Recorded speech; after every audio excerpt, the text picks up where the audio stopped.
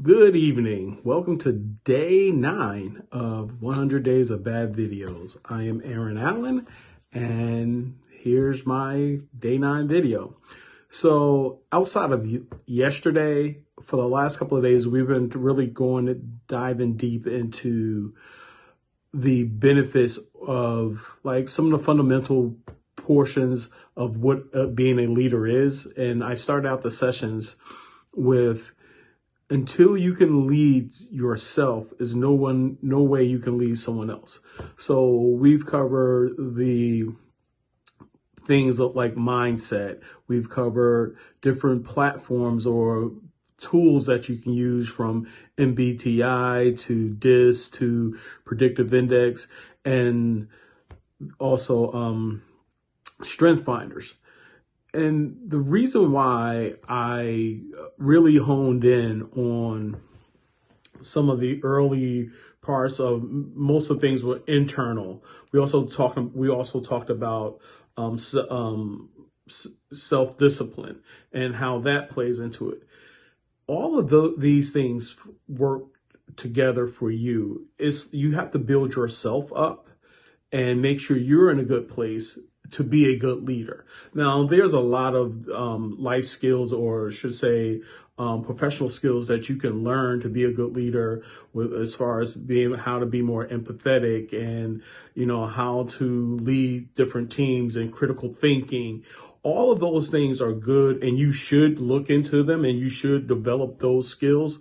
But the importance of really honing in and looking at yourself and how you lead and the position that you lead from, and understanding that position will guide you through, will make it easier to relate to other people. When you can understand personalities and people, and first you understand yourself and how you may come across, now what you can do is start to tweak your response or tweak your interaction with people knowingly before you interact with them. So what does that mean?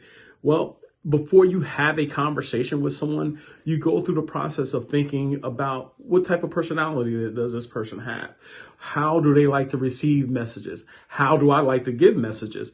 And a lot of times, how people like to receive feedback or messages may be opposite of how you like to give it. Now think about it. If I'm giving you feedback, whether it's good, bad, or indifferent, doesn't matter. If I'm giving you feedback, and I'm giving you feedback from my perspective, or from the way I like to receive it, and you're not going to take it well. You're going to wonder, why am I being so harsh, maybe, or why am I being so soft, or why am I beating around the bush, or why am I being so direct? Any one of those you could misinterpret and lose the message. So that's why I say, think about the person that you're going to have a conversation with. Think about the personality, how they like to receive, and then cater your message to suit them, not to suit you, but to suit them. Now we're getting into effective leadership. Effective leaders do not lead from their perspective. They lead from the person or the group's perspective, whatever that may look like. And we're just talking about one person, but if you're leading a full group, you're going to have different personalities, and you're going to have to learn how to curtail your message where it's somewhere in the middle of all the personalities that's there, so everyone can take something from it. Some people may be data driven, and so they just want the facts. Other people may be emotionally driven, or they want to feel you. They like those nice cuddly words, like how I feel. Other people want to be just give me the facts, just the facts. Meeting somewhere in the middle where you use a combination of both the data driven words and the feeling words will help you lead full groups and interact with everybody and bring everyone in to inspire them to do a better job. I believe John Maxwell made a statement. People don't care how much you know until they know how much you care.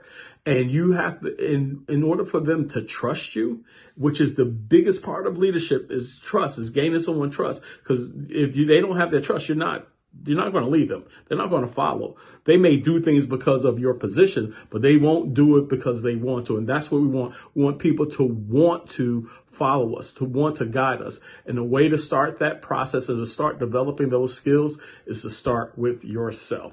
So this wraps up the first leadership kind of portion of it, the foundational leadership stuff. And I will be back tomorrow with something new. So as always, as I sign off, I always say this: life gives you two choices. You can either run with the big dogs or stay on the porch with the pups. I choose to run with the big dogs. See you out there running.